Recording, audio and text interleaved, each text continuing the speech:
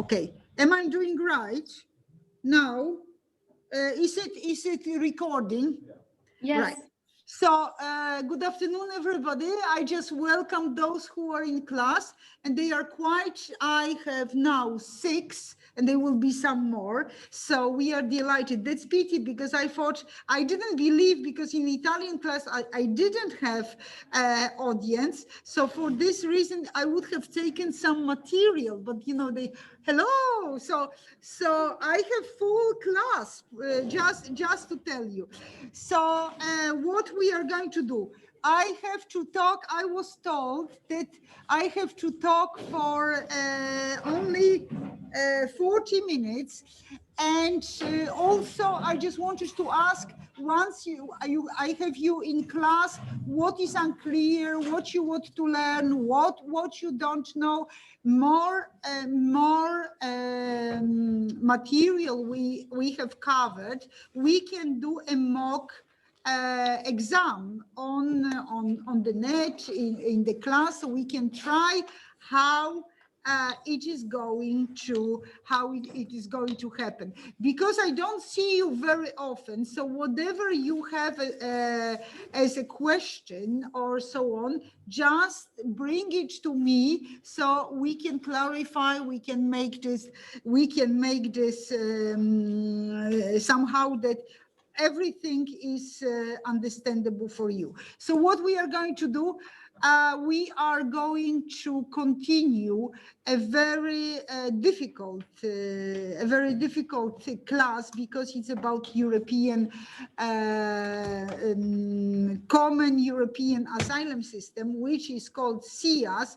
And in 5 seconds, Shamir is going to tell me what comes within CEAS. But first of all, so I'm going to divide slides, but first of all, I would like to ask you, within the European law, what is primary, what is a secondary source? I'm just dividing, one small second. Can you see something? Yes. Yeah? And why? So, okay. So this is the second part of our CEAS. So first of all, what is a primary EU law? What is a secondary EU law? Quickly, who will tell me? Especially, I would like to know from those who are not European, why Europeans, because it's difficult for you. So you have to memorize this. So who is not European? Do I have some? Yes, Adriano? No, I just, well, yeah, it's very difficult to recognize people with the mask. So Adriano, so what's primary and what's secondary? I will be repeating because you can't hear. Yeah. Okay. So from what I remember, the primary European law is, doesn't that give a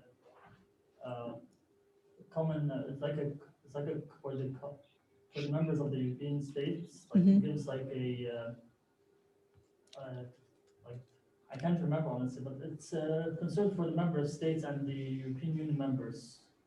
Yes, so obviously European law, and this is the same, this common European asylum system, it's about the EU system, so it is in Europe. However, migrants, refugees, asylum seekers, and so on, they are coming from all over. But we know very well that if we have some laws, those laws, this is the general principle of laws, they apply within the organization. So what's primary law? Quickly, because Can I say maybe, Professor?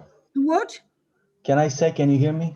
Yes, Amir, say quickly. Like this. Yeah, the primary source is the Treaty of the European Union, the treaty. Yes, the function absolutely. Of the so primary EU law they, well, the first, not only, but they are treaties. They are also international agreements. They are also general principles of law. But this is the also Charter of Fundamental Rights that we have seen very quickly so far, only one part on dignity, because I think that this is a very important and very sort of forward-thinking charter, but this is a charter of the European Union. So as Adriano said, it's only for the EU members, and it's very true, because the law is not, apart from international agreements, that it might be an agreement with another, with Turkey, like we have seen in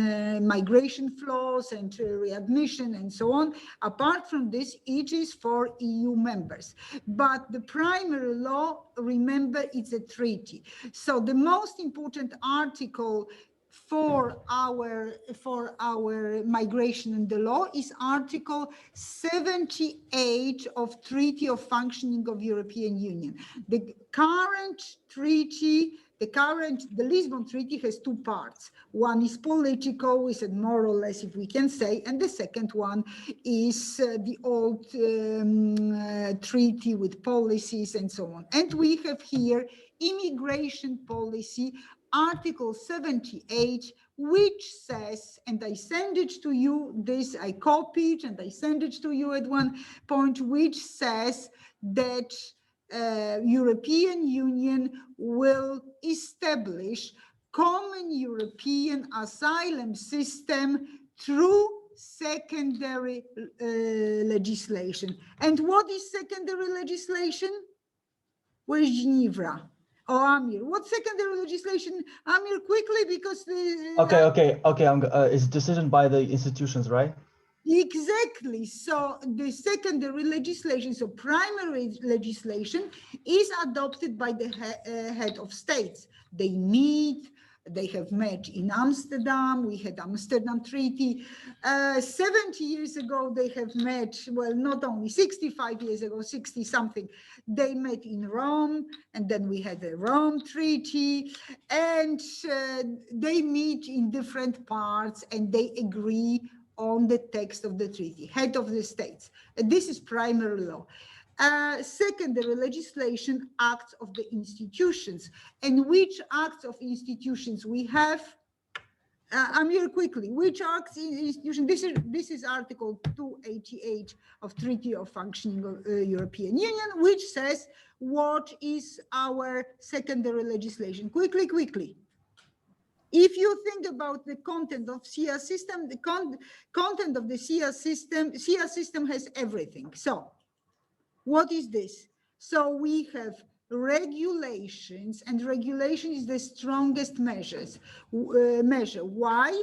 Because it's compulsory in all elements, and it does not require any implementation. A weaker measure is a directive because it leaves 2 years to implement according to the methods and form that the member state chooses. This is the directive. Decisions are small measures. They're usually directed to one country. And in the CEAS, so Shamir, what is the content of our CEAS system? So it's the framework of European Union, the TEU, the European Union, Charter of Fundamental Rights of the EU, and the EU primary law. Shamir, I'm going to ask you every time we see each other. No, we have 2 regulations, so it's only secondary legislation. We have 2 regulations, 3 directives, and 2 decisions. Geneva, make it short. So what are 2 regulations?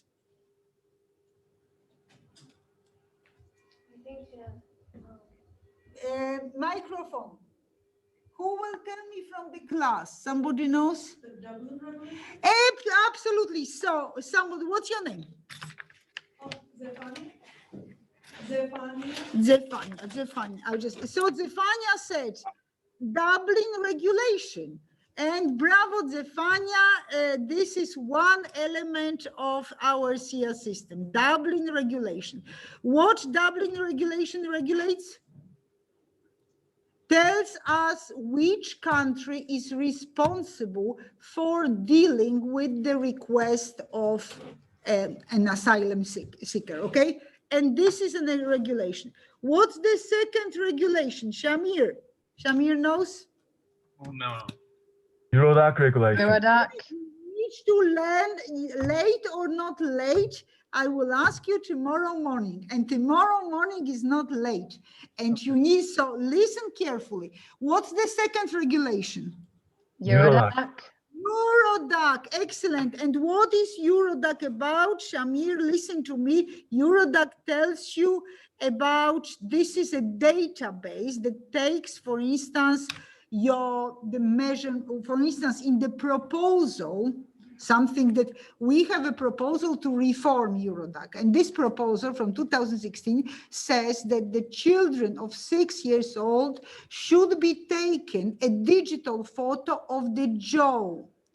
Why for the jaw? Because this would identify them, and even if they grow, it would identify them later. Well, this is the opinion is divided because many people believe that this is not an exact thing, and we cannot say that the child who is growing will have the same jaw, that mistakes are possible, but children are traumatized because every child is subjected to, would be subjected, because this is a 2016 proposal, to this digital photo of the jaw. Okay, so far in the different classes, when I was giving this class, I was showing you in Lampedusa when asylum seekers were manifesting and shouting, no fingerprints, no fingerprinting. Why do you think they do so? Genevra. Because by doing that, they're forced to ask for asylum in the country they arrive, or at least the one where their fingerprints are taken. Excellent. So they So can't choose the country. Absolutely. So this is this taking, for instance, the digital photo of the jaw would identify them, and they cannot do how they want. So they cannot move the countries, they are not free, and so on. Of course, they are not free, but they always find the way to go somewhere else if they are undetected. So finally, asylum seekers in Lampedusa, well, they are very much interested in being undetected. So they are not interested to have their fingerprinting, because like this, we can find them, we can say, oh, no, you have asked for asylum in this country, so you wait for your opinion, and you cannot go somewhere else. And they want to be free. They don't, so that they are manifesting in Lampedusa saying no fingerprinting. They don't like this.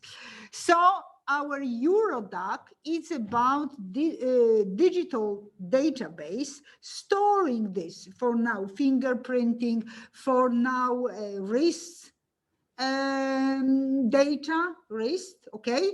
And the reform that Commission suggested in 2016 was about reforming Eurodac and taking the digital photo of the jaw from 6 years old, opposed by the parliament, saying that this is really traumatizing and the effect might be so. Where is Shamir? So Shamir, so far, the component of this CEAS system, we have Dublin regulation and Eurodac regulation. And now I whisper, no more regulation. So we have 3 other important pieces. What they are, those pieces? Who will tell me? Qualification directive. No, well, they are all about coordination a little bit. So no, they have names. And I'm sure that Martin told you, at least I said this. So, so we have 3 directives. Who will do quickly? The Schengen Information System Directive. No, this is not, I'm saying, I'm using 3, yes. The directive on family unification. No, I did. May I, Professor? Yes, Amir wants to say. The qualification directive. Excellent. What's the qualification directive? This is you should have seen with Martin. What's the qualification directive is about? Is a basis for granting international protection, like Excellent. So we said, so Shamir, listen carefully. So Europe, on the basis of primary law, Article 78, Treaty of Functioning of the European Union, said, we are going to have our own system on asylum, okay? And what's this own system of asylum? This is our CEAS. We are considering the second part of CEAS, and you have in the title. The CEAS Article 78 says how we are going to get this our system. We are going to get through secondary legislation, so act of the institutions. What are of the institutions? Regulations, directive, decisions, those binding. And we have all of them in our system. All pieces are 7 pieces. And Shamir, I'm asking you 7 pieces you are going to memorize right now. So what they are? First, we have 2 regulations. We have already seen them. Now we have 3 directives. Qualification directive. Somebody, what's your name? You said this? What's your name? I'm just. No, I didn't say it. No? I think someone From who said this qualification directive? Amir. Samir? Okay. So, no, it was Amir said. So qualification directive, very important one, because it tells us almost everything what the Geneva Convention says and why. And that's why Martin considered qualification directive together with Geneva Convention. And it's easy. So it tells you who is a refugee. Not only, it tells you about subsidiary protection. On this issue, Europe a little bit is different than Geneva Convention. Why? Because our system is, the European system is new. So looked a little bit about what was the problem with Geneva Convention. So the problem was that maybe somebody did not qualify for a refugee, but still needed the protection. So here Europe is providing this. So what qualification? Qualification directive also talks about non-refoulement. Why? Because Geneva Convention Article 33 talks about non-refoulement. So in some way, qualification directives is very much concerning content, very similar to what we have in Geneva Convention. Great. What is the second? Well, so we are at the 3rd piece, 4th piece. Yes. maybe Procedure directive, excellent. What the procedure directive tells us about? What is about? It's about asylum procedure, so which procedure we need to follow. But there are some very important points, and I'm going to talk about this, and I gave you even a piece to read. For instance, procedure directive in its article 36 talk about safe country, but safe country of origin, but also safe country where we can send those who do not qualify for refugee protection, where we can send back. And here it's all this, and I wanted you to read this piece because it's all written. How do we get this list? Which country is safe? So we said, it could be a country of origin. It could be also a country where the state wants to send asylum seekers, those who did not qualify and so on, back. So who drafts this list? And here there is a big problem, because on this list, for instance, Afghanistan, it has been Libya, and so on. So who drafts this list? Every nation. Who? Every nation has its own list. No. It's article. This is our common European asylum system. This is Article 36 of the Procedure Directive. And the Procedure Directive I did send you via email. So please, today I'm going to go very, very quickly through the things that we have seen, but please do open on Procedure Directive, because otherwise, if you don't engage with what is written there, you will not remember. So please do open on this. And so let's come back to what we have seen already. So what do you need to know about this European Common Asylum System? But one small second, because let's finish for Shamir, because Shamir is sleepy and he needs to know. So does Shamir knows that we have two regulations, Eurodac and Dublin. Eurodac tells you about the wrist, fingerprinting, and so on. Dublin tells you which country is responsible for dealing with your application. And there is only one country in Europe. This is Dublin system.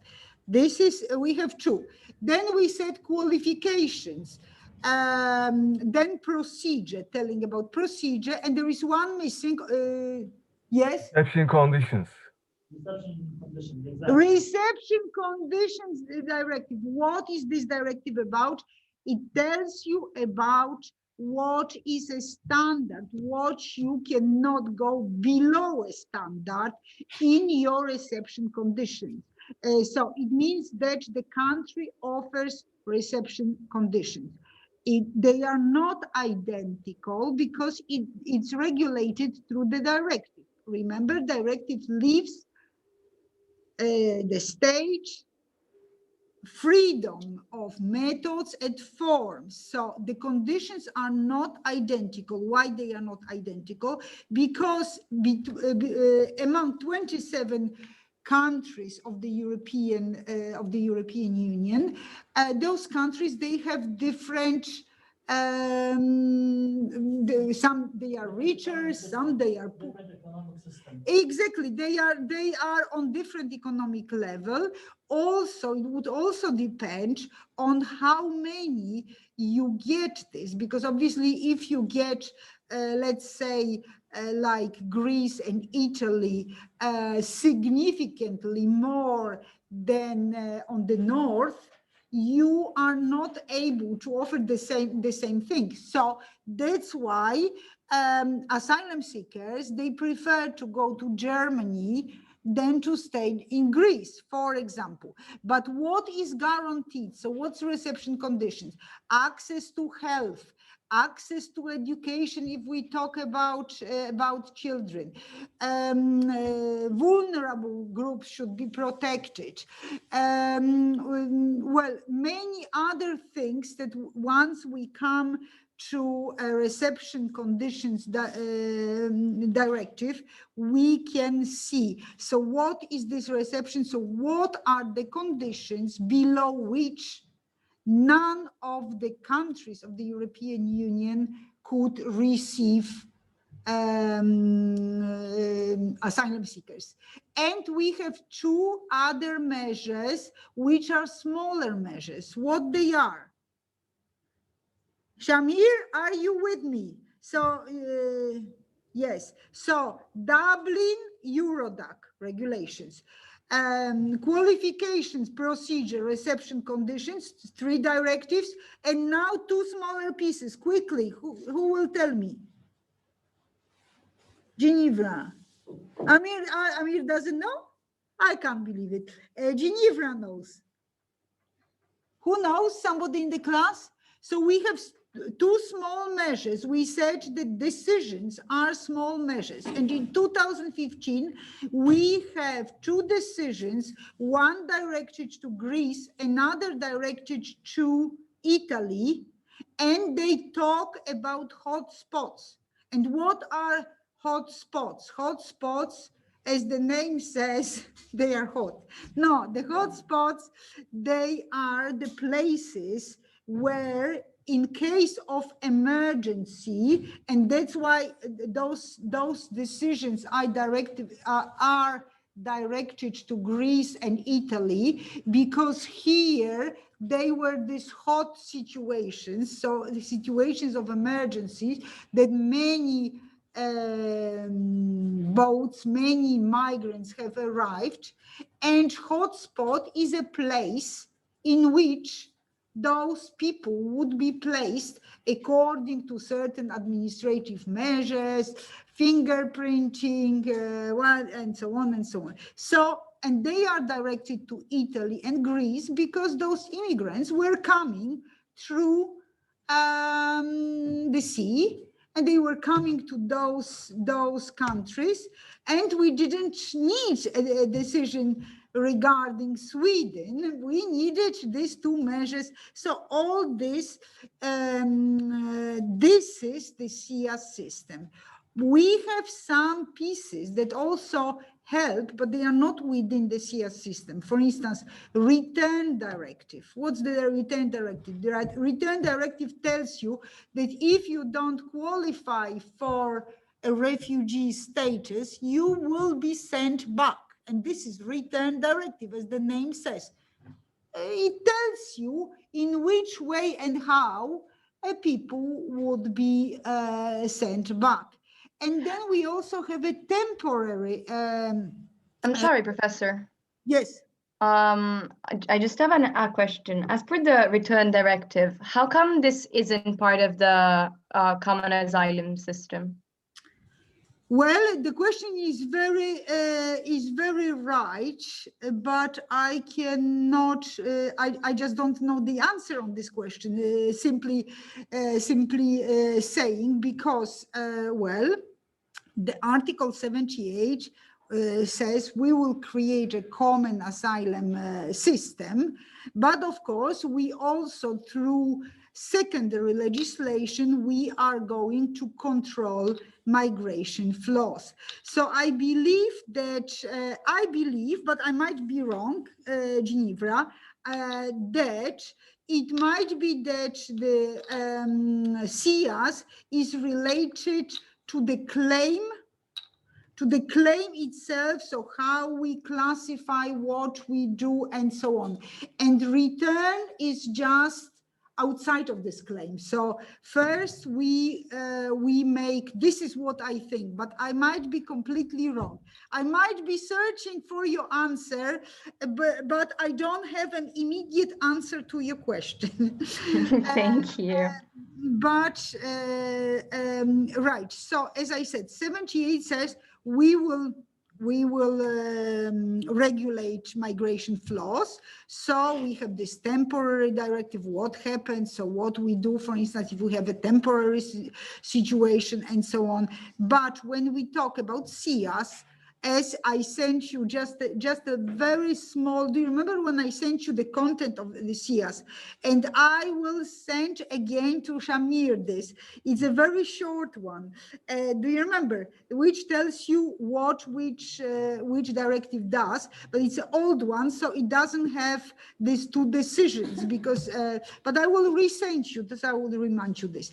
So let's say, so Article 78 primary law says, we will create common European asylum system. Okay, then and this was so we started to create the system, and the first wave, like coronavirus, the first wave was at the beginning of 2000. Okay, the first wave, the beginning of 2000, but then. It didn't really, certain things, they didn't work. So it needed a reform. And this reform came between 2011 and 2013. And when I refer now to these pieces, I don't consider the older pieces because it's already too much for you. We are referring with the law that we have now. now it still didn't work because, as Geneva would say, the Dublin system didn't work, was criticized and so on. And finally, we did not manage to manage migration, let's say the truth. So it means that the system still is not good. So in 2016, the Commission, because Commission always elaborates a proposal. Remember, Commission elaborates a proposal, Parliament opinionates, and the Council adopts. So Commission elaborated a proposal to reform this system. Well, people from the Commission say that this reform is not dead yet. I don't know. So, but still, it's only in the form of reform, and we will come to this. Then we have this year, a new pact on migration. And this new pact on migration, I send it to you. I know that it's a lot, but I send it to you like 3 links of the blogs. So it's really short. So have a look what is all about, you know, just how we are going to reform the system. So what is to remember?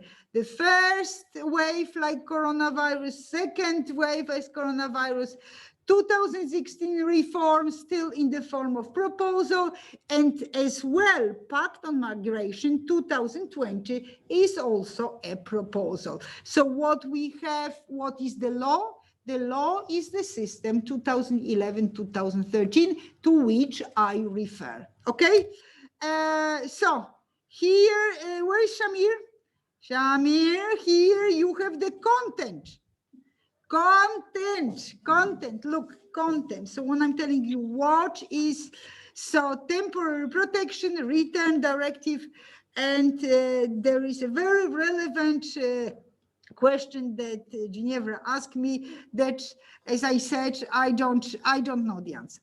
Right, so idea about Dublin system came 86, this is we have seen. I know that you left me only 10 minutes, so I will go why first we had Dublin regulation, Dublin Convention, because European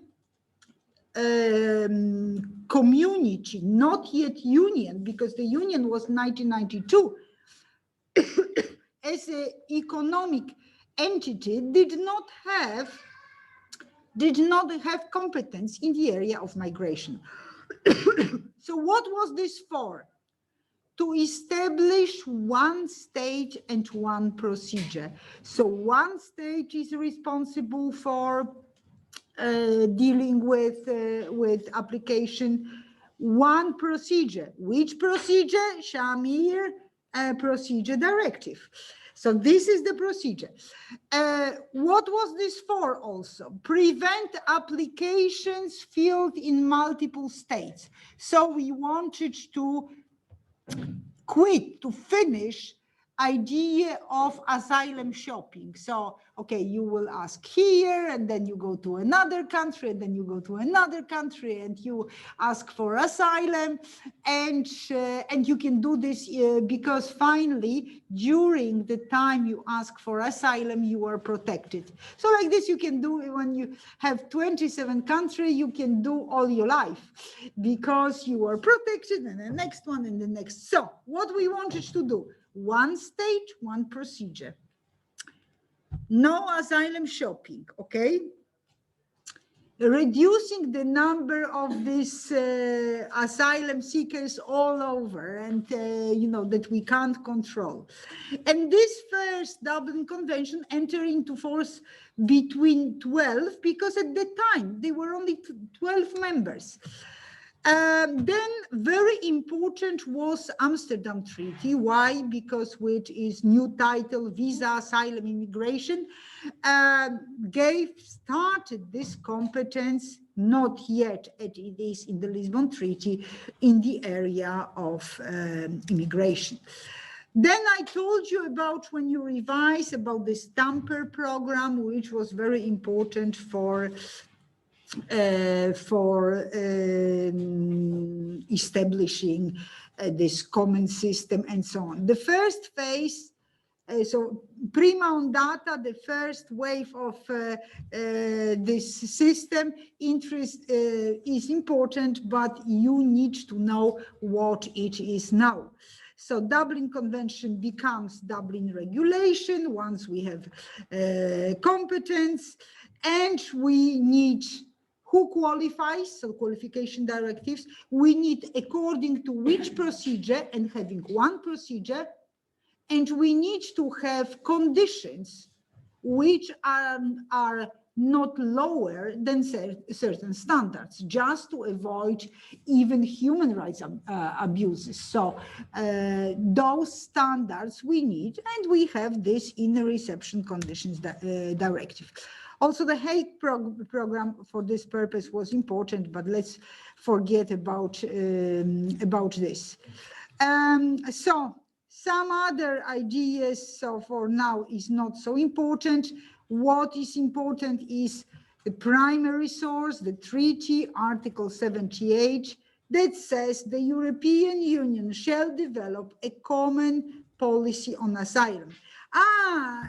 Geneva, I think that this is what I thought, but I needed to check. I think that the answer you have here, because Article 78 says that Union shall develop a common policy on asylum, temporary protection, so saying that this another thing, told you that here is the common policy on asylum, and this is what I expected, but I wanted to check before giving you an answer. So this is primary law tells you the rest is going to be done through secondary legislation. Shamir, is it too complicated? I know that for non-Europeans, they have never heard about the names, you are not lawyers and so on. I think it's quite complicated, no?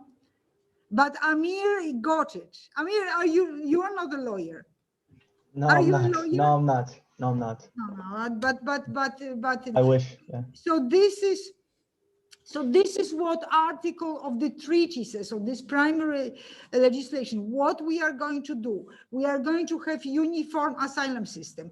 We are going to have uniform status for subsidiary protection, common system on temporary protection. So here, right, partnership with the third countries to manage the flows. So this is what we have seen in migration flows. So all this, the treaty first put it forward, and then we had secondary legislation that made us.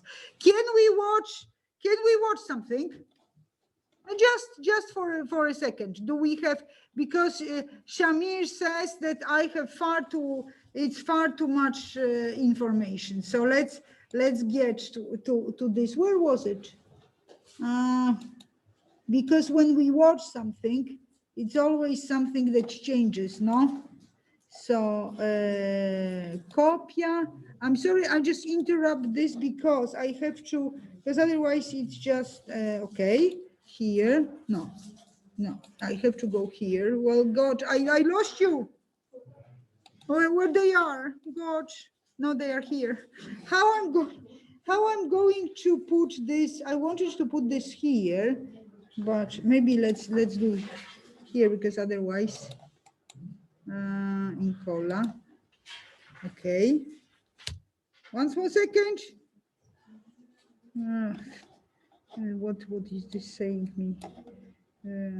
Okay, maybe one more second. I need to, where they are. How has the common? No. Okay. What I'm doing? No, what I did. No, just go back. Just go back, yeah. Okay, here. No, on the Here. arrow, yeah. Okay. Yeah, but they don't see it, so I need to share. I need to share this. What I'm doing. Press So the green, yeah. And No, this. no, the one that's look. This one. Okay. Okay. Can you see it, guys? Yes, perfect. Yes, we can. So, The okay. asylum system evolved. 20 years ago, the Schengen Agreement abolished border controls within Europe. At the same time, they established common rules for the protection and control of the shared outer border. For the first time, shared borders demanded the development of common standards of designating one EU member state responsible in the asylum process. The EU member states introduced this with the Dublin Convention and later regulation. According to the Dublin regulation, the country which allowed entry to the asylum seekers is responsible for processing their applications. Dublin is not a redistributive system for asylum seekers, but rather a system of responsibility, one state only. Dublin does not include common European standards for the asylum process or accommodation. It is not until 1997 that the heads of state and of governments in the EU decide to work on asylum policy more closely under the Amsterdam Treaty. A common European asylum system is established for standards of protection in all member states. The guidelines with EU standards, for example, on admission and recognition of asylum seekers, are only updated in 2013. They should be implemented in national law by 2015. Not all EU member states have done it so far. It's old. The European Commission is now pushing for the implementation of the EU standard of protection. In addition, it wants to strengthen protection of the EU's outer border, redistribute asylum seekers fairly within the EU, and open legal routes to Europe. The right to asylum is embedded in the EU through the Charter of Fundamental Rights, as well as numerous international agreements, such as the Geneva Refugee Convention. It is a right with no upper limit. The EU, its member states, and EU citizens are all faced with the question of how they can secure the area of freedom, security and justice within the EU, as well as the human dignity of those who seek protection in the future. One more second. Just one more second. Again, I have some. So here we have more explanation about, okay, here I'm going. Yeah. We are seeing YouTube only. I'm sorry? Yeah. Yeah. Don't Oh, worry. okay. No, Sorry. I'm not, because it's easier for me to do all in one go, because, so here is on Dublin. This is Mohammed. He used to live in Syria, but the war has forced him to flee. Mohammed wants to go to Germany and Sweden because he has heard a lot of good things about these countries. To get to Germany and Sweden, Mohammed has to go through Turkey to Greece and up through Europe. Due to a decision made by the European Union, foreigners who want to apply for asylum has to do so in the first country of the EU he or she enters. For Mohammed, this country is Greece, and therefore he must apply for asylum here. The decision is called the Dublin Regulation. It is made to make sure that Mohammed and others does not apply for asylum in more than one country. Doing this is called asylum terrorism. But the regulation is also there to help the EU countries agree on who is responsible for taking care of Mohammed's application. This means that Mohammed has to apply for asylum in Greece. However, if Mohammed's nearest family have already gone to Europe and has been given asylum in Germany, Dublin regulation states that Mohammed should apply for asylum here too. Okay, just one more second. This is about Dublin regulation. I have the third one, which is the newest one. It's about what the Commission proposed last September. So I just wanted to do this in one go, because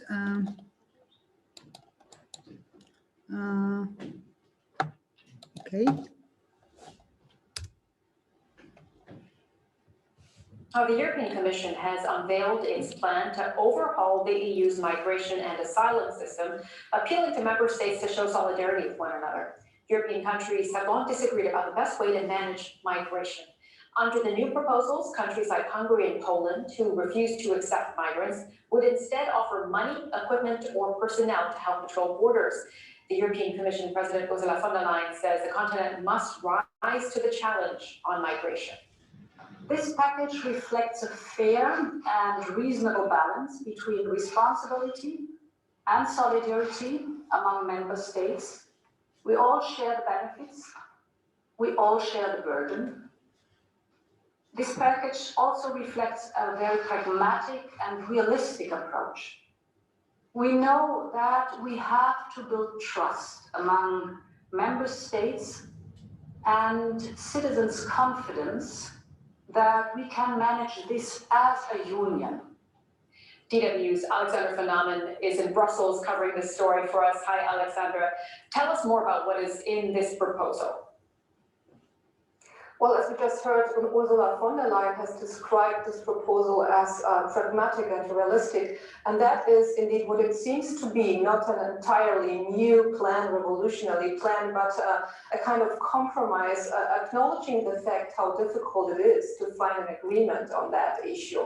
The key takeaways here, the European Commission is abandoning the idea of mandatory refugee quotas, requiring EU members to take in a certain amount of refugees or migrants. Another key issue is that the European Commission is saying it's important to leave up screenings for new arrivals at the EU's external borders, and that it is important to intensify efforts to return those who have no right to stay in the European Union. So overall, I would say that this proposal is showing that Europe is once again getting tough on migrants. Just because oh God, so I have to leave you the space for presentation, right? Where they are, okay. So I have to leave you the space for presentation. Where are you? Okay, so I will leave just in case it's not enough time. So I would like, I will leave you this this time. I will come back to just let me just show you one thing, because I haven't done much. I was just talking a lot, and where's this? So I'm just talking a lot and doing nothing.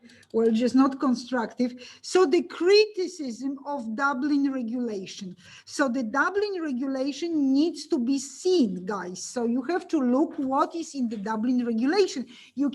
I cannot tell you everything. You have to just touch it. You know, you have to touch it. You have to open and see what is about. So Dublin regulation, the criticism of the first thing is just that too much detention. Remember Article 31st of the Geneva Convention that tells you that migrants or asylum seekers should not be detained only because they flee the war or something and they cross the border illegally. So if they haven't committed any crime, they shouldn't be detained. So what's the problem with Dublin regulation? Excessive use of detention, especially when they wanted to transfer. So in the transfer, because they didn't want to be transferred, separated or something, they were escaping. And there is how many Italians we have here? And for instance, we can see that this year,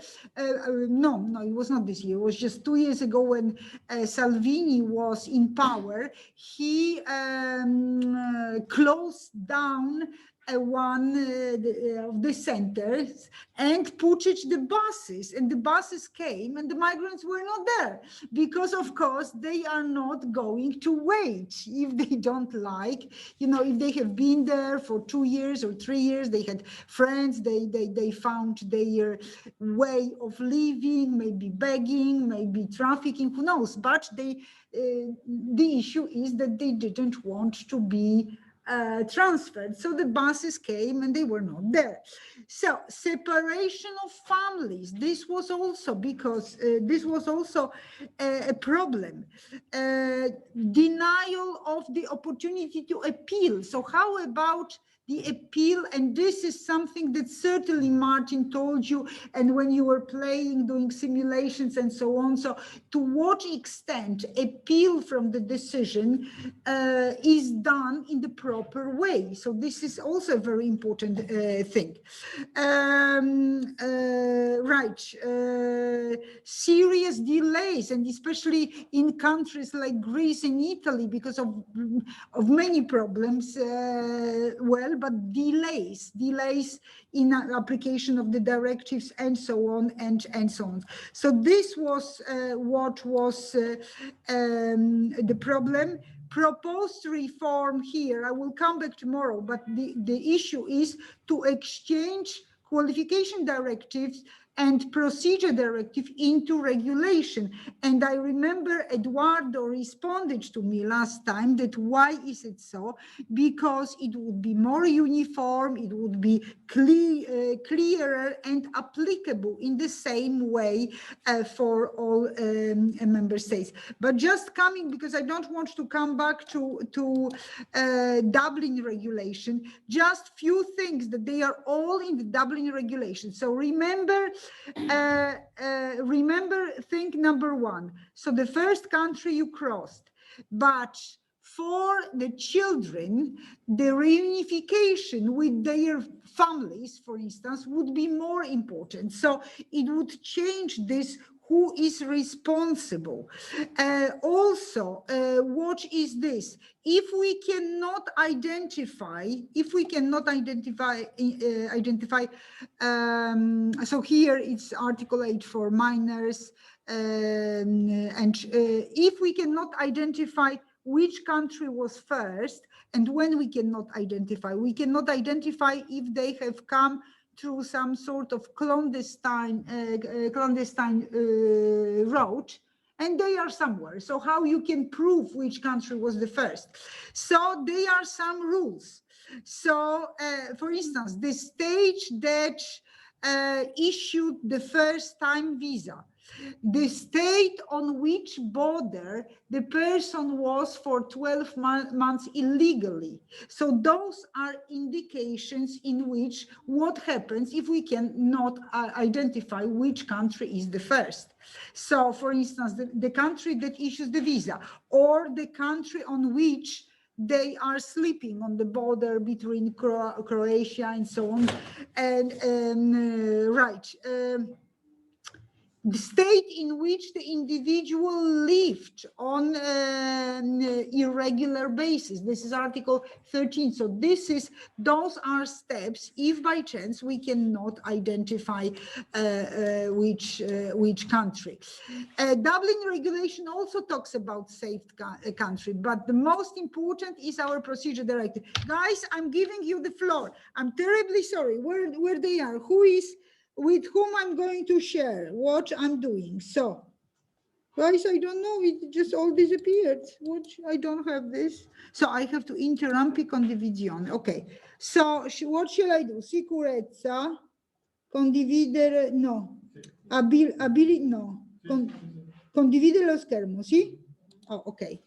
Okay, allora Edoardo, I have taken a little bit of your time, but I'm giving you 45 minutes, and I can stay till 7 p.m. I don't, it all depends on you. So it's Eduardo that doing the presentation. Yeah, but Ginevra is sharing the presentation. Ah, right. Okay. So Ginevra and Eduardo. Okay. Guys, you are happy? Another question that I have to ask you. You know that this is an exemplary module, and it would be on open access. So you have to tell me that you agree to this. Okay? But I would like you to agree. Okay. So where is Ginevra? Ginevra got lost. I don't see her. I'm here. Should I start the presentation? Yeah, I did this security, and just only you need to share the screen. But Ginevra is writing her slides, so we need to wait a little bit. No, it's because I'm having issues. Okay, found it. I was having issues with PowerPoint. That's it. Okay. So I'm taking. Can you see it? So can we? So I should do this. Yes, I can see it. You make it bigger, right? Okay. Okay. Can you move to the first slide? Okay. Remember, yes, I have all the names. The names are very important because remember is a part of your final mark. So I need to find it quickly and every time when you sign for the exam. You want to know when the exam is going to be? Yes. It's always something like the first 10 days of June. Then it would be at the beginning of July, and then it would be in the end of July, and there will be 2 in September, and usually around 10 and 27. And exactly when I don't know, but usually it's just like this. You can only tell me if you have some preferences that you have an exam in something different that I will not put on that date. Okay. Okay, guys, so Ginevra, stop writing. Guys, we have to start the presentation. It started, but it's not me who starts it. I just shared we the can start. Okay. Okay, great. So today we are going to talk about EU pushback policies and the violation of human rights in Libyan detention centers. Right in the beginning, I want to state that Libyan law criminalizes illegally entering state territory, and simultaneously Libyan law considers all asylum seekers. I don't know who is talking. Laura? Are detained without trial for an indefinite. Yes. No, that's okay. That's okay. Yeah. They told me because I want. Okay. Is everything okay? Yes. Okay. Perfect.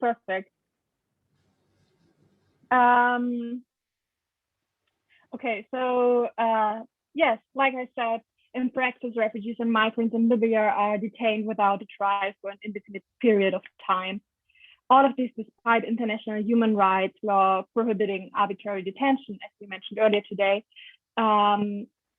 which is not in accordance with a legitimate purpose or procedures established by law.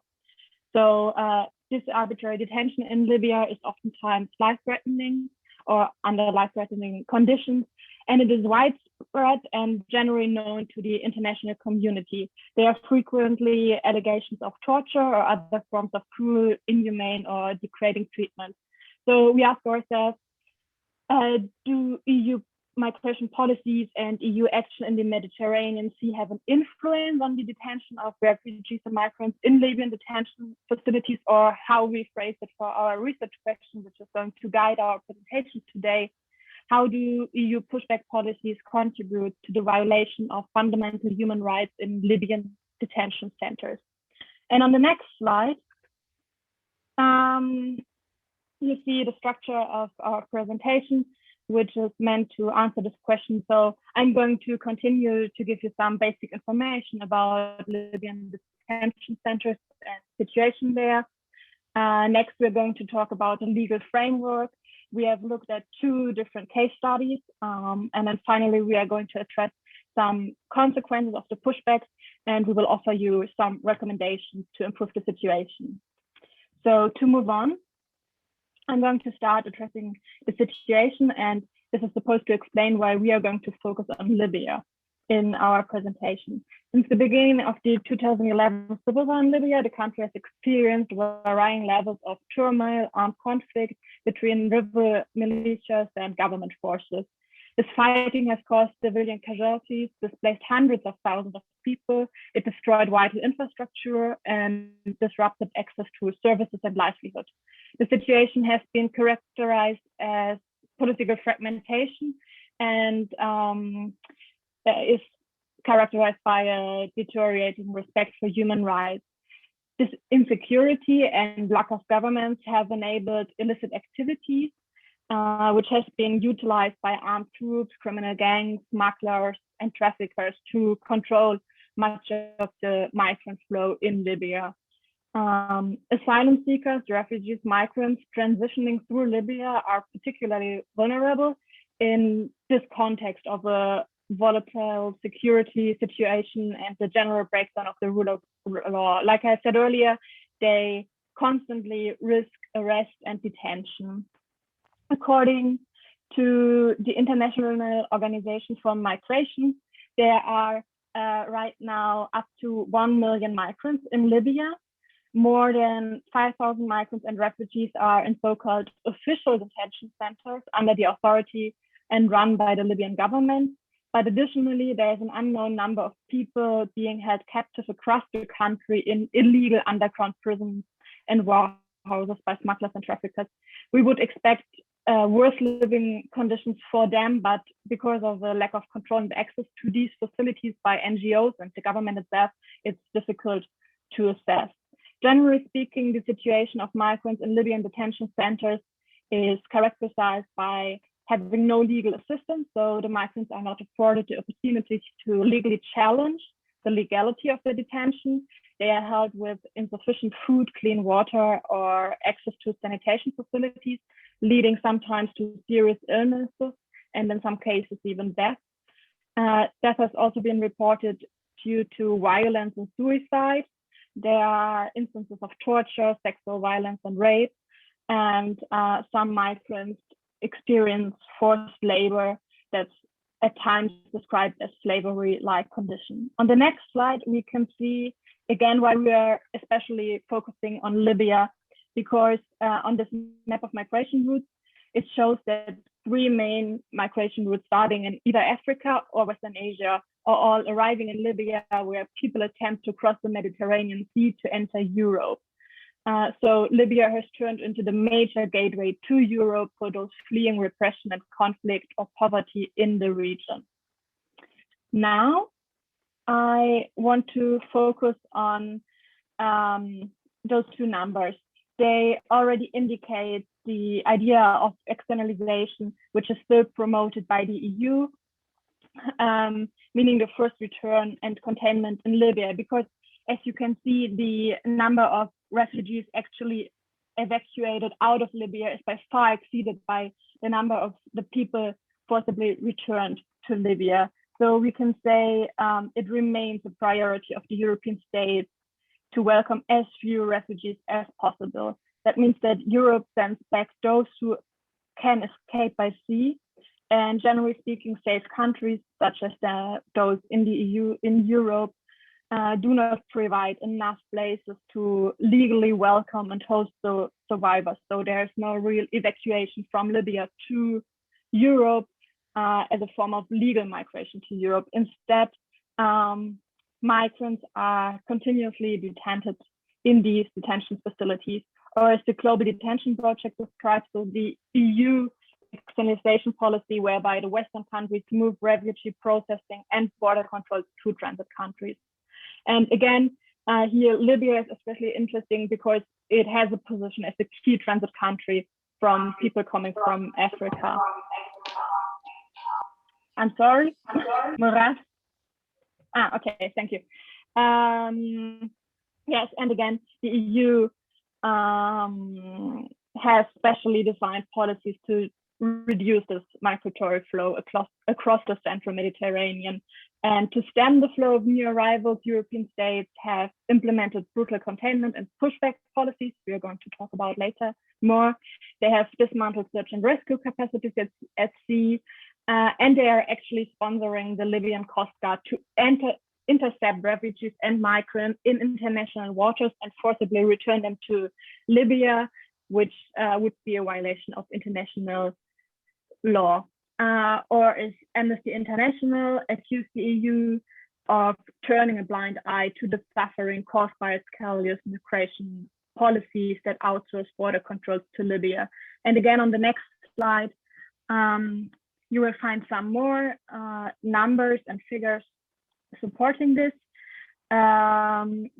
which the EU continues to pursue with its externalization policy, because again, the main objective for the European states remains the containment of migrants and refugees in Libya at any cost.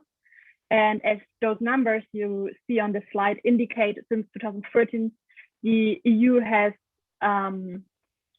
successfully spent a lot of money, actually more than 500 million euros for projects in Libya related to migration issues.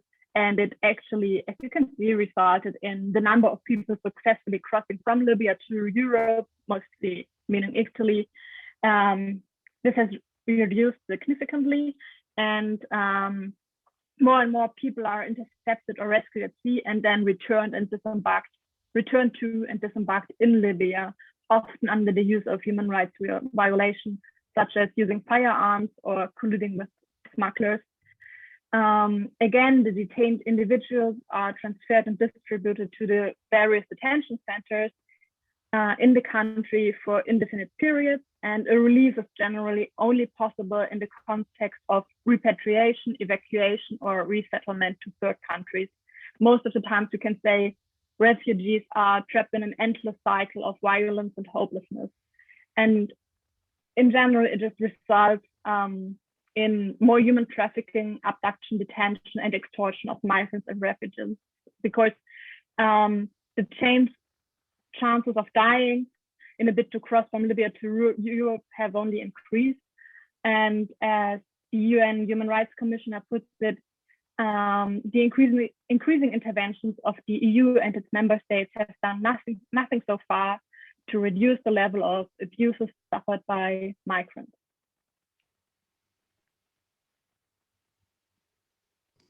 Very interesting. Who's the next? Me. Oh, okay. So now we are going to talk very briefly about the legal framework. Specifically, I'm going to concentrate on the convention relating to the status of refugee in 1951, specifically on the Article 33, the provision of expulsion or return. Does anyone know what the principle is about? Excellent point. Engaging with the thing. Yes, I can answer. So the principle of non-refoulement is a principle that forbids the country receiving asylum seekers to return them back to the country of origin in the face of persecution to race, religion, and nationality. Nice, very good. Thanks. Yeah, basically it is this, like, and purpose you reach this safe country. I did put you, I know that it's a lot of documents, but there is one that tells you how do we assess this safe country. It's interesting. It's in the document I sent it last week, I think. Sorry. Continue. Okay. So basically, like, also, like, we have defined what the article is about. Now I'm going to deal with some points. So first of all, the principle has evolved into a norm of customary law. And so this means no reservation and no derogations in situations of mass influx are allowed. Second point, the obligation non-refoulement also exists in international human rights, such as Article 3 of the CAT, of the Article 7 of ICCPR, or Article 19.2 of the CFR, plus under the EU law, partly with higher requirements and stricter enforcement mechanism. Then it is also important to state that Libya is not a signatory of the 1951 Refugee Convention. However, the principle of refoulement is applicable even for countries which are not signatory of the convention. And specifically talking...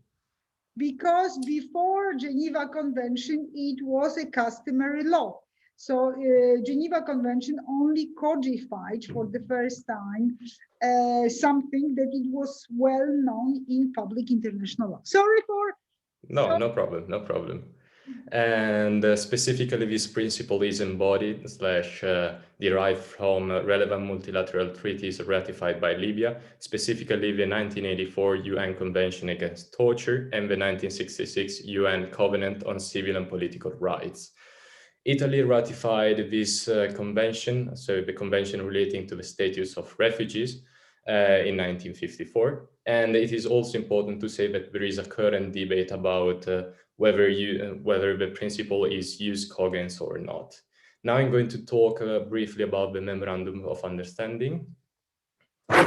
So the Memorandum of Understanding between Italy and Libya But you are 2017. not, sorry to interrupt, you are not going to talk about the very recent agreements and so on and so on. No, 2000. Yeah, of course, it is important to state that Mario Draghi, so the current PM, signed another agreement. So it is a sort of continuation. I provided you in two blocks at one point on this. Okay, sorry. Okay. But I'm going to concentrate on the Memorandum of Understanding because we are going to explain two legal cases, to understand our research question better. And both cases are regarding 2017 and 2018. So I decided just to stay on the Memorandum of Understanding because it regards 2017.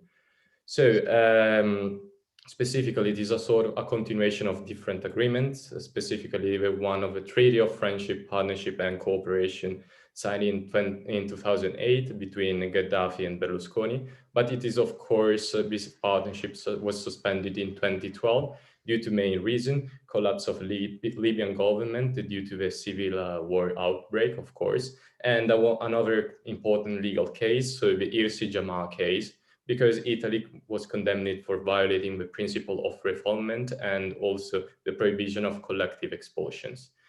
And nevertheless, the memorandum outlines two main objectives. We can find them specifically in the article number 1 and number 2, if you want to go and check. And specifically on the control of migratory flows and the support to the development of a region. Nevertheless, the immediate actions clearly focus on reducing entries to Italy at any cost. And the more detailed actions outlined in the Memorandum of Understanding, of course, are making Libya's borders safe and preventing departures.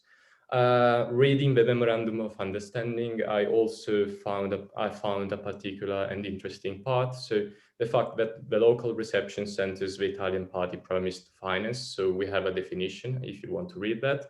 And specifically the human rights records of these sites and the measures capable of mitigating the risk of violations, such as access for lawyers, NGOs, and international organizations, are not even mentioned. And this is very, very important and to keep in mind.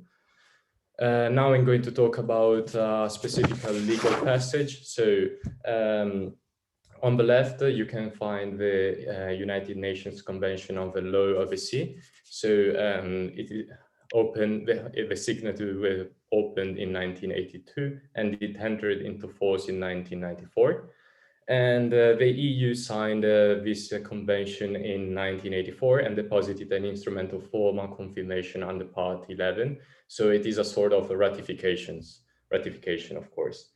And this means that the EU carries all rights and obligations under this convention, and the latter are transferred to it by its members. So Italy is included, of course.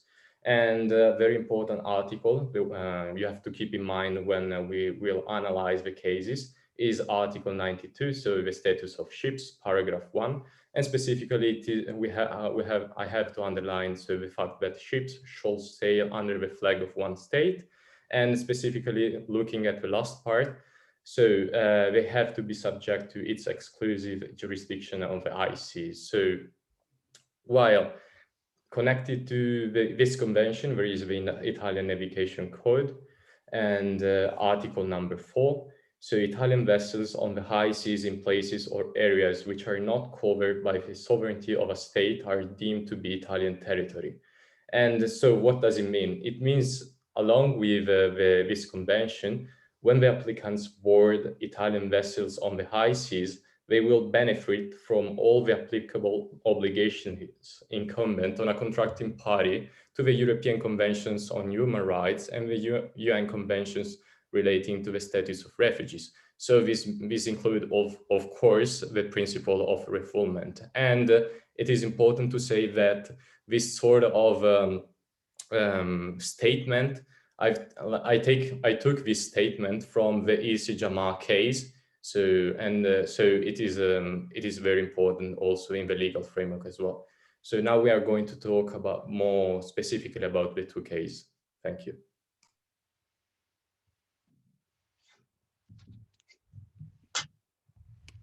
So I am going to present the Eritrean case.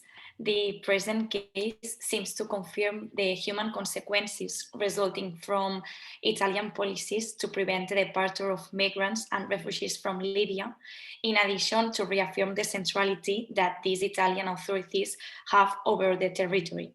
Using as an example, the illegitimate pushback operation of people happened on July 2, 2018. In particular, the Italian authorities, together with a private company, Augusta Offshore, and the shipper of one of these vessels, coordinate the pushback operation of persons that were Ethiopian or Eritrean on the majority of cases from Libya. They were just flying from there because of the need to find a place in Europe that would allow them to exile from the dictatorship they were living under. Upon being handed over to the Libyan authorities, citizens attempting to flee were again arrested, ill-treated, and tortured illegally. The UN Refugee Agency and Amnesty International denounced the decision to take migrants to Libya, but both the Italian Minister of Interior and the Minister of Transport insist that the rescue was coordinated by the Libyan Coast Guard with nothing to do with the Italian authorities. As we can see, there is a contradiction between the two sides, which would be resolved by assessing the legitimacy of the regression instrument being used in the Mediterranean and is even being seen as a part of European Union's external policies. In conclusion, Italy has also breached its obligation of non-refoulement, violating one of the essential principles of international law, and also happened in the following case that Alia will present to you. No person should face a real risk of persecution. A person has to obtain protection from the state. A person is rationally able to relocate within a country or territory, and also claims are likely to justify granting asylum, humanitarian protection, or other form of leave. So Alia will present the next case. Yes, I'm going to present the second case that we would like to use in order to answer our research question, which is the Nivin case, which is very relevant because it shows how the European Union pushback policies favor the presence of migrants in Libyan detention centers. First of all, this case is also very relevant because it's an example of a recurrent practice that we can refer to as privatized pushback. A privatized pushback occurs when merchant ships are used to rescue and bring migrants to a country in which their lives are at risk, and in this case, Libya.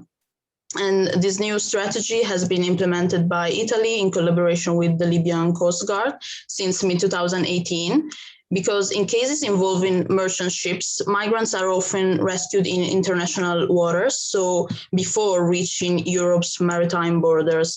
And the authorities of Italy and Europe have claimed that they should be therefore returned to Libya, since it's Libya that coordinates search and rescue operation in these international waters.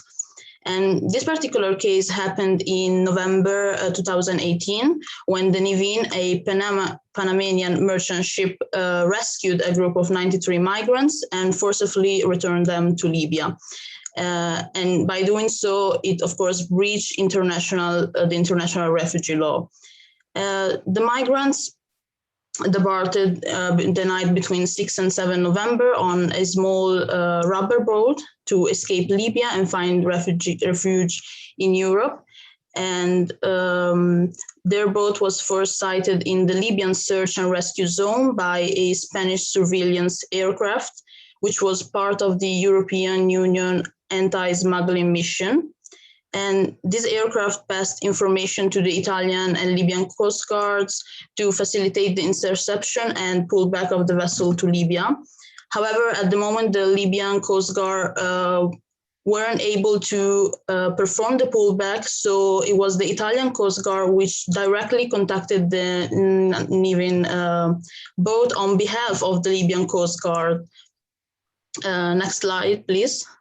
And the 1903 migrants were initially told by the Niven crew that they would have been brought to Italy. But when they realized that they were being returned to Libya, they locked themselves in the hold of the ship, as you can see in this picture taken by one of the passengers using a mobile phone.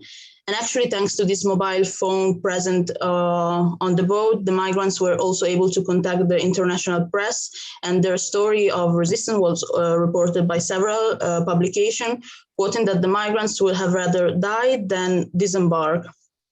So the Niven ship remained in the port of Misrata for 10 days until the passengers were violently removed by Libyan security forces, detained and subject to multiple forms of ill treatment and human rights violations.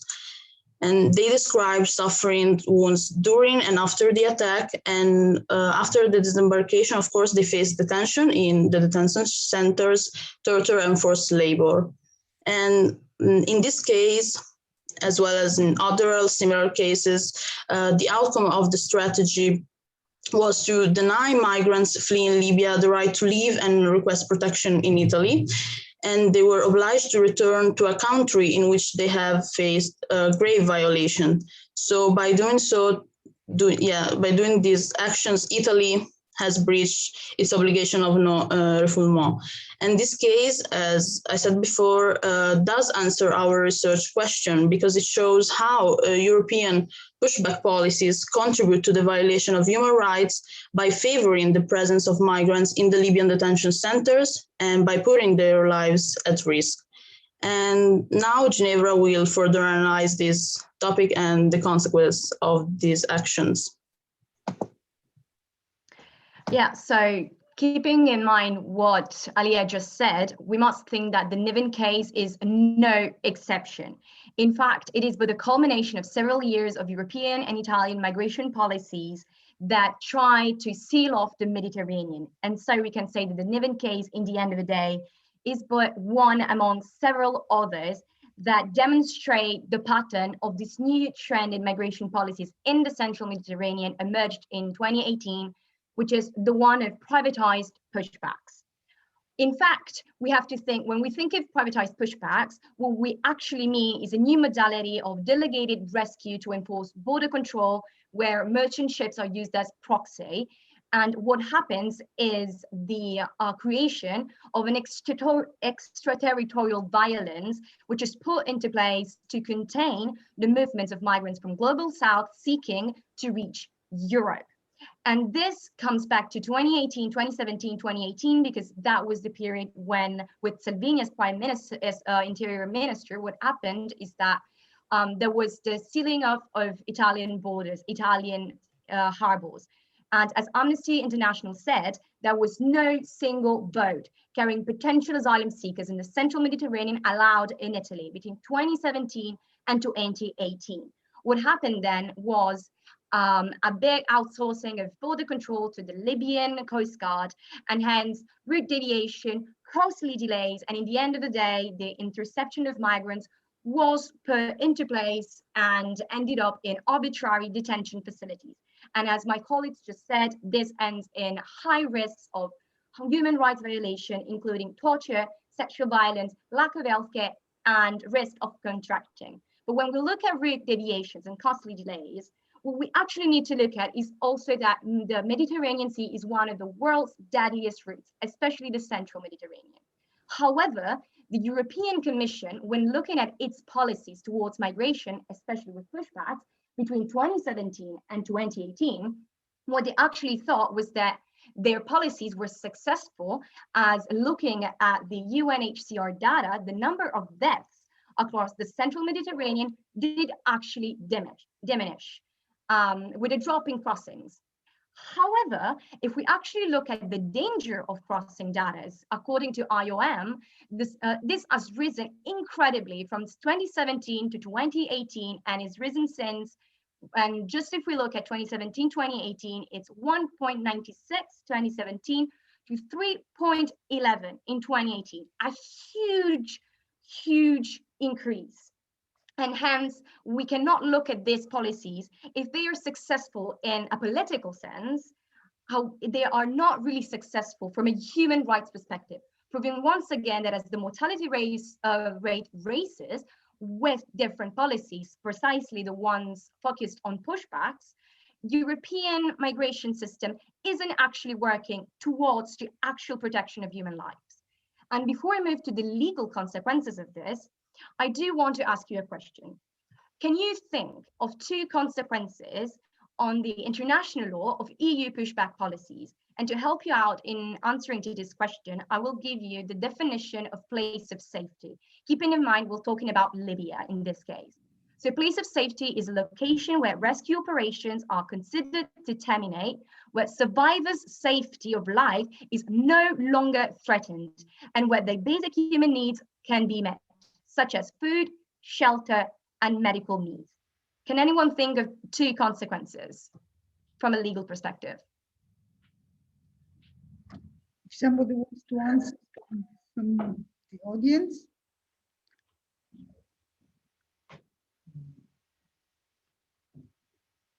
No, engage. Guys, if you want to come, to answer. Yes, Adriano, come here. No, I just asked, can it become a No, customary they can't hear you there. So you need to come.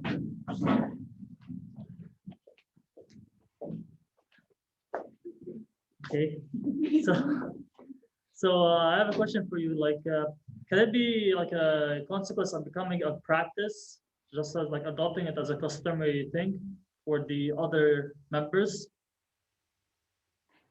Sorry, what did you say? I couldn't hear you well. You're saying that one of the consequences in international law, like this is like what's happening in Libya and to what's happening in the Mediterranean, it might also apply to other places as well. It's gonna Absolutely.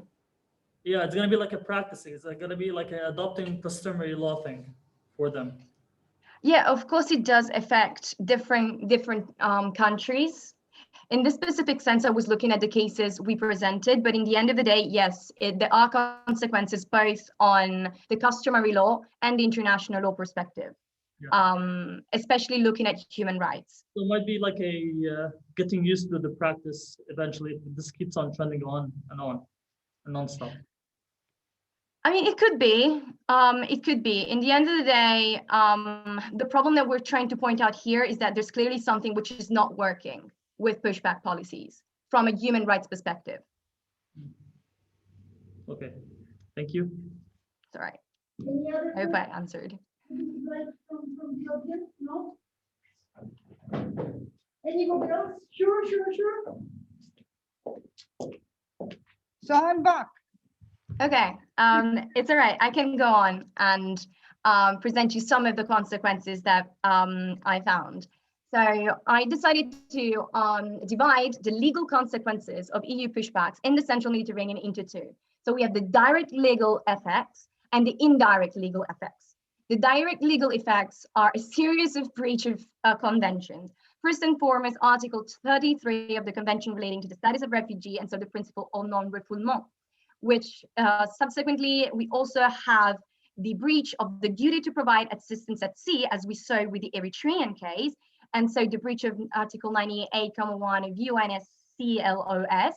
But also, when we look at the 1979 Convention on Maritime Search and Rescue, there is a breach of that too, and as of the duty to provide relief of the people at distress at sea and bring them to a place of safety, which clearly does not happen when these people are brought back to places like Libya. There's also a breach of Article 3 of the European Convention on Human Rights, where no one shall be subject to torture or to inhuman or degrading treatment or punishment, which is exactly what actually happens once they're brought back to Libya with the arbitrary detention situation.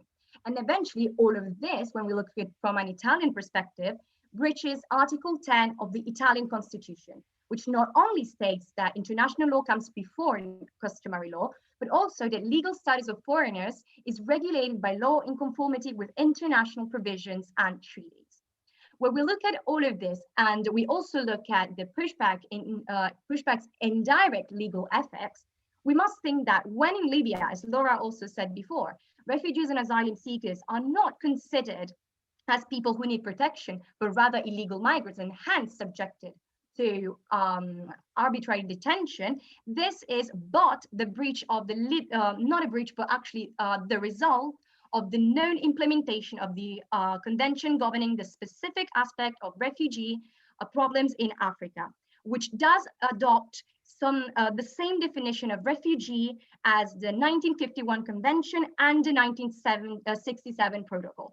So even though Libya did not ratify the 1951 convention, it did ratify this convention, which does use the same definition of refugee, which is not implemented. And in it not being implemented and ending up in arbitrary detention, what happens is that Libya breaches 1984 UN Convention Against Torture and 1966 UN Covenant on Civil and Political Rights. So once you've seen all of this breached together, what comes to mind is, so what does this mean for Europe? Is there any legal consequence of the pushbacks in the Central Mediterranean for Europe too? The answer is yes. And it's the breach of the EU Commission COM 373 Final European Neighbourhood Policy, which states the ethical dimension of the European Union, which intends to develop privileged relationships based on mutual commitment to common values, some of which being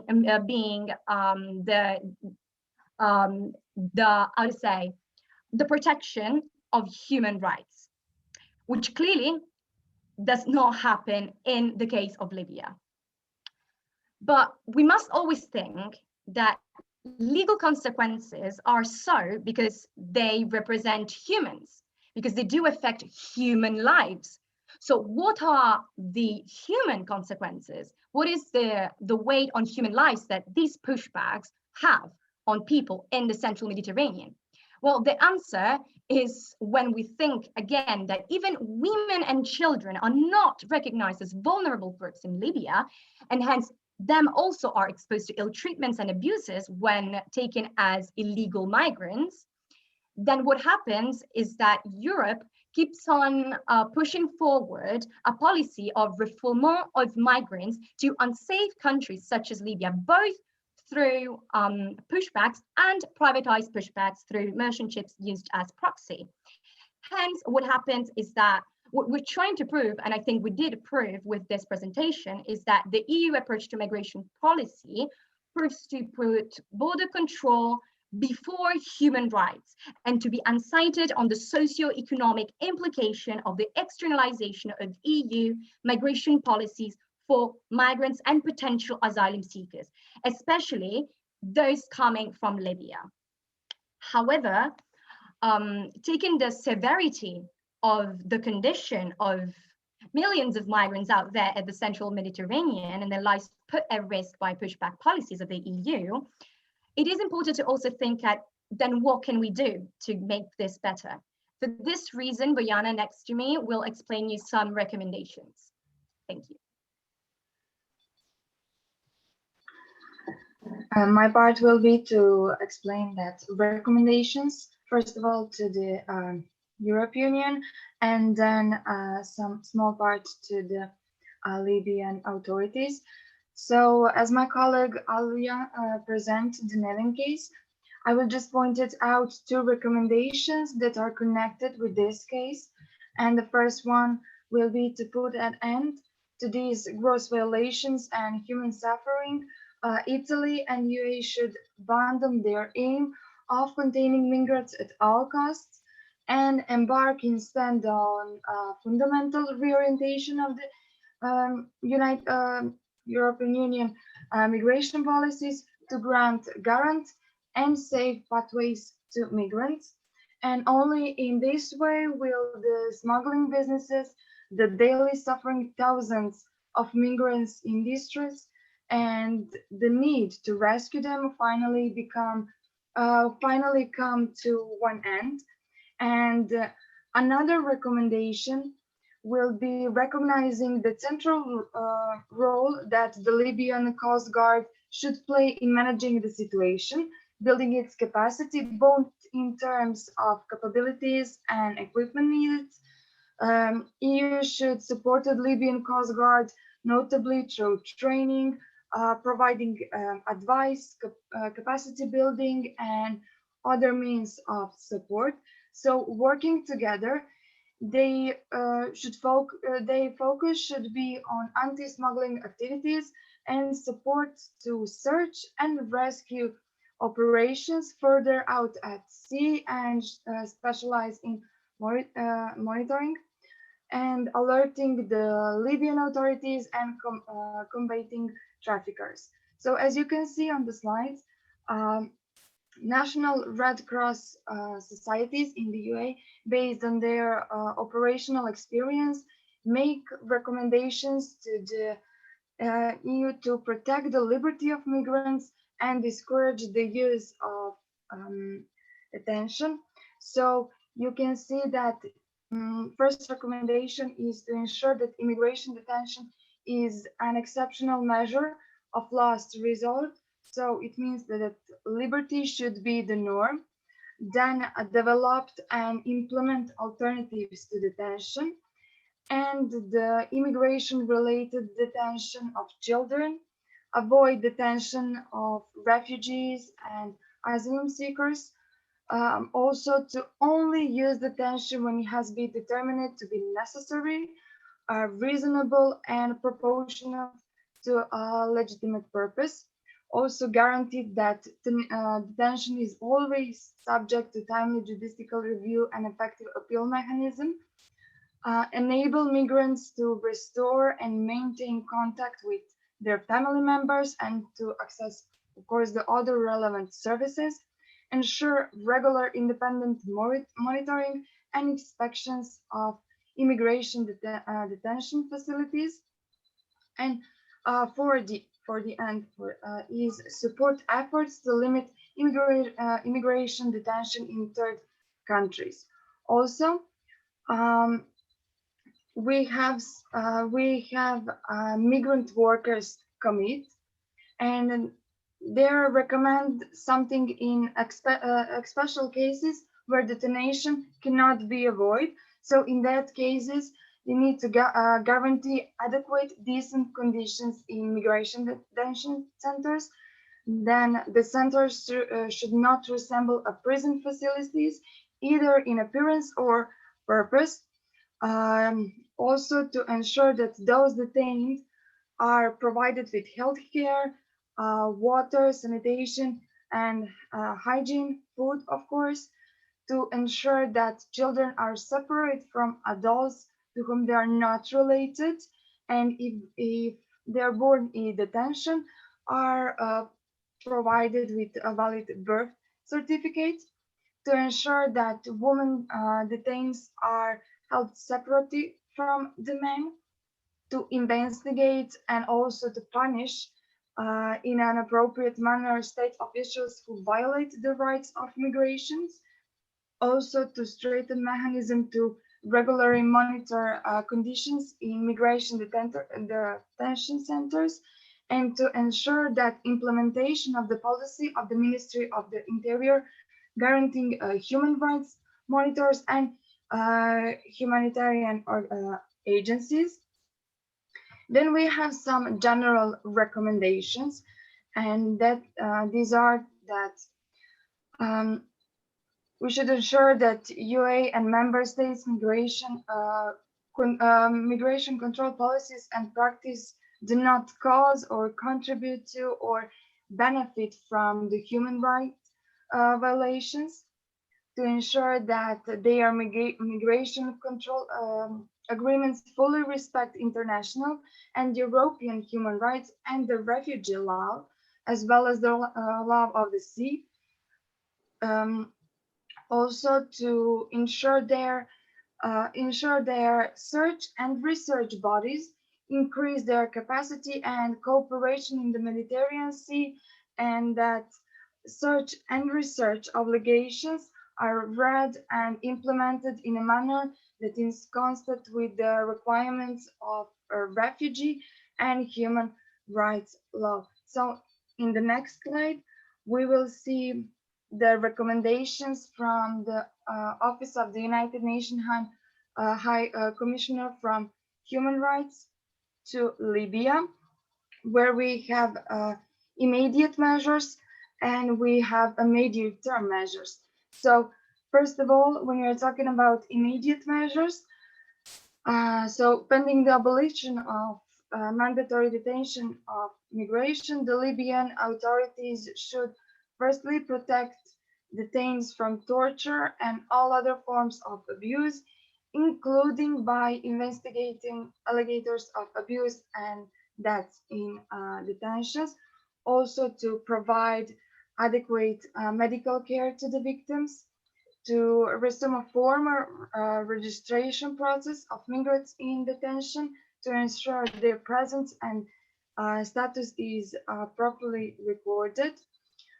Of course, to facilitate future access to detention centers by national and international organizations in order to monitor the human rights situation and provide humanitarian assistance to detainees, including that offered by IOM and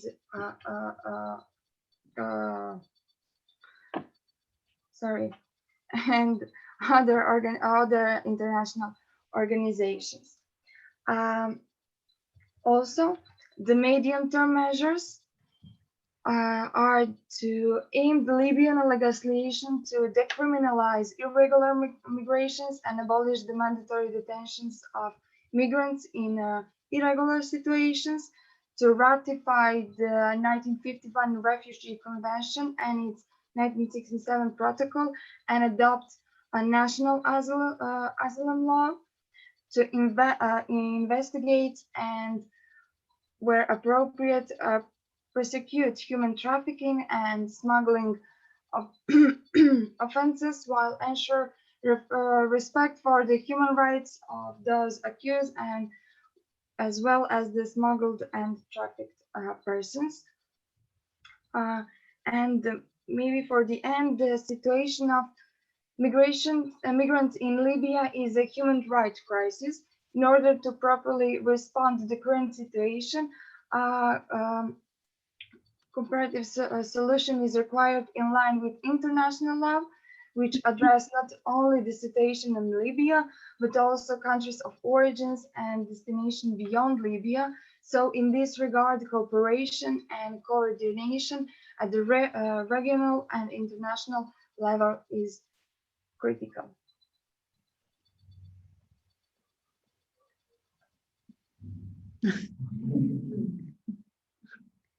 Great. Any question? Excellent. Can I see bibliography? Okay. Thank you for your attention. No, don't forget to send me your presentation. Do you have Will do.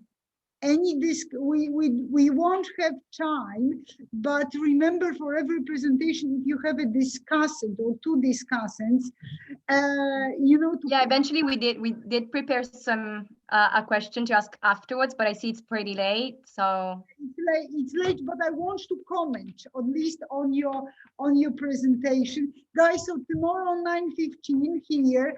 One more second. Thank you very much. They are so many here. It's really crowded.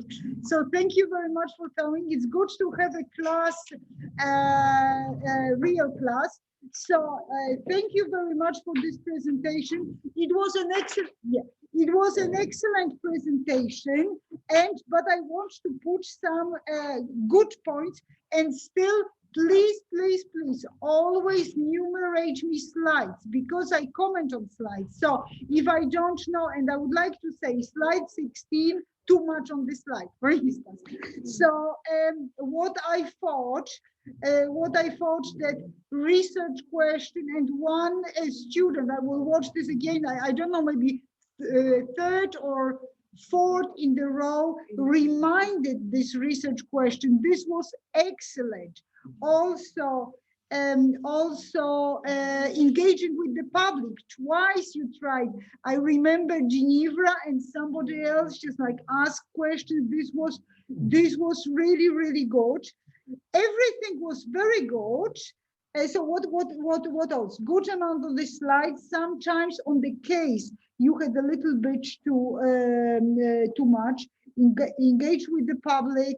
A good amount on the slides. Then place of safety. This was a very good point.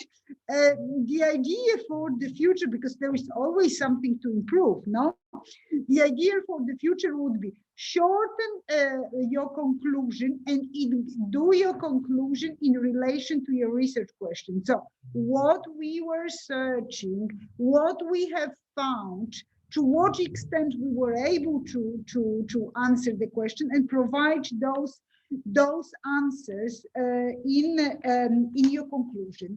Also, something that still, I would say, go deeper rather than in spread, because you considered many things here in this. So if you just concentrate, just one, rescue on the sea. This is what's the problem. This was on the problem on this. This is what didn't work. This is what was low. This is what should improve, and so on and so on. So still a little bit too much, but plenty of excellent things, like, for instance, about Libya and implementation of Geneva Convention and so on. So those things we learn, and it was a very good presentation. But for the next presentations, try to narrow deeper rather than wide. One topic, good example, we are showing you something, for instance, that this is something that didn't work. And Geneva will finish in politics, you know, like she talks, like she explains and argues in public. So guys, do we have a presentation tomorrow? Yes. There is a presentation tomorrow. Okay, guys, so let's slowly, I have to cover those little bits. I think that today I will send you Dublin regulation, and again, the little thing, what it means, the system. Get to this, get to learn this, and I'm going to repeat as many times as possible, just that I know that you know it. Guys, so all the best, 9:15 tomorrow. And yes, Anna, one last thing. You were going to find out what happened with family reconciliation in case if we have a person who claimed this family reconciliation, and it's a Muslim person who had 4 wives and 24 children. My question is, you have to find out what is the European position that you will find either in the report or in the directive on family reconciliation that I nicely send it to you, how this problem is resolved. It's a good question, no? So you are going to find out, so is Europe okay with his 4 wives and 24 children, or there is some sort of absolutely no, there is nothing discriminatory in my question. I hope that you don't take this wrong. I just wanted to know, because my friend, whoever, Mohammed, wants to know this. Professor, Yeah. the person in Europe, is the man? Well, let's say that he is the man. Yes. Okay. Because no, it must be a man, because the woman. Well, we need to have. Do we have any Muslim people who would like to tell us something? I think that women cannot have 4 husbands. Unfortunately. No, I'm asking. You are.